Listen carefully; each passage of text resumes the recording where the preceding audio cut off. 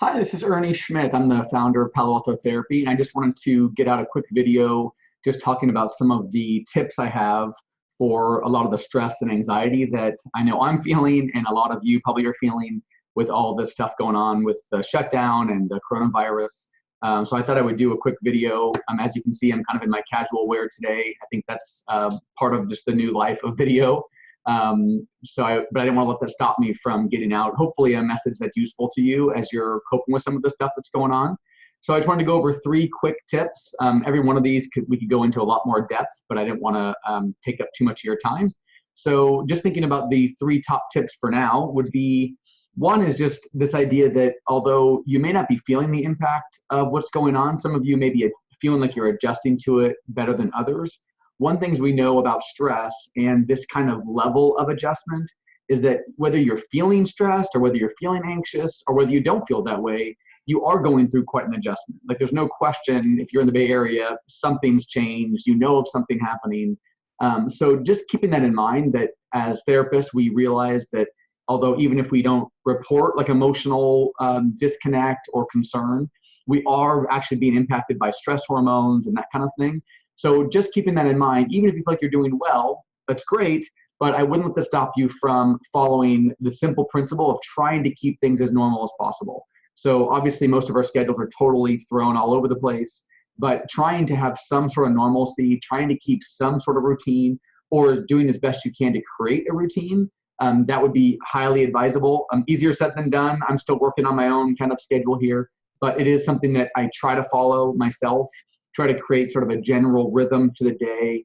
It is hard to create structure out of nothing, but putting your mind to it and focusing on that, you actually can have an impact, even if it's simple as, you know, going for a walk for 30 minutes, having a certain time for lunch, setting up a video call with a friend. Trying to have something structured really can help those of you that are feeling stressed and those of you that aren't, but we all know that that's a really good tool for just general adjustment to these kind of disruptions. So that's the first thing I wanted to mention. The second thing is just about the worry. So, you know, again, not everybody would maybe complain that they're having lots of worry. I just know for me and for people that I talk to, it's impossible not to have the worries at times, given what's going on. And some of us are highly worried and even more anxious when it comes to the health concerns and other economic stuff that can be going on for you or for the community. So one thing I think about is it's kind of weird to say this, but embracing that worry. So the first thing we know as therapists, the more we tell ourselves, don't worry, stop all anxiety, you know, it's just something that it's almost impossible, if not entirely impossible in this kind of situation. So this idea that kind of being patient with yourself, you're going to have times where your brain goes off and starts to panic and worry, you know, being okay with that to some degree. I'm not saying there's not anything you can do about it. There's definitely tools and exercises and all sorts of things that we can try to implement to actually decrease that, to help you cope better. And so you're not living, you know, totally panicked and uncomfortable at all times.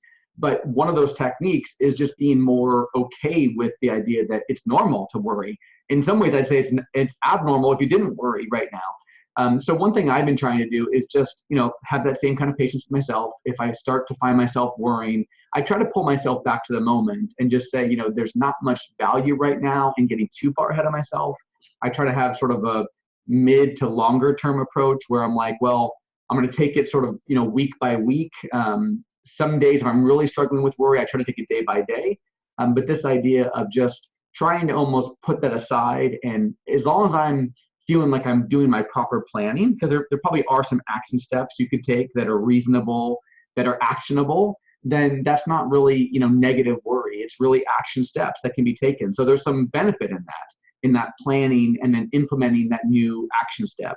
Like I said before, creating that structure. Well, that's, if you're going to kind of plan on that, and it may be stressful to make that plan, but you're acting on it, that seems like a very positive way to think about things.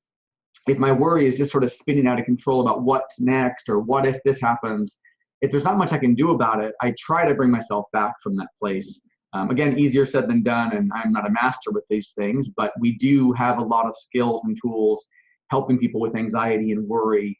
And that's one of the methods that we try to practice, the same stuff that we preach. So I wanted to mention that to you.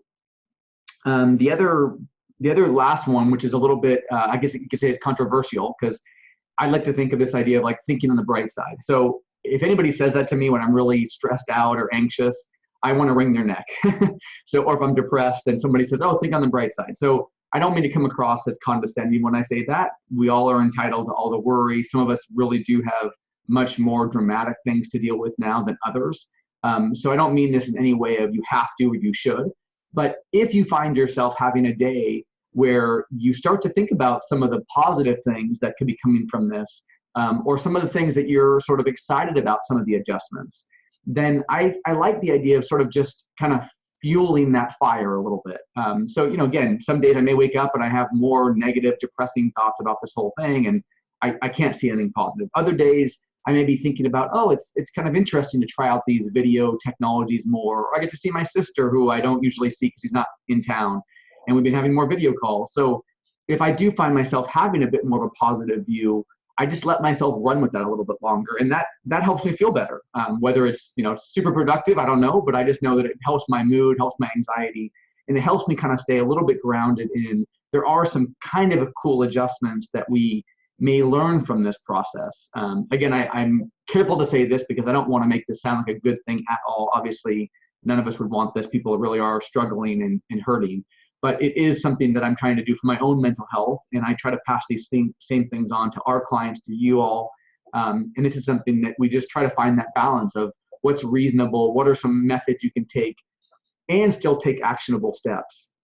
But what are some things that you can do that would help you cope as best you can and help you be able to follow through with those action steps? If we're highly anxious at 80%, 90%, and depressed and negative and just really stuck, you're not going to be able to do much in terms of just really taking care of what needs to be done. So a lot of these mental health kind of perspective shifting tools are vital. They keep us functioning. They keep us moving down the path that is reasonable, that is something we need to do to prepare and to react to some of these things. And if there are some action steps we can take, we want to have the energy and kind of the mental wherewithal to be able to do that. So hopefully those three things were useful to you.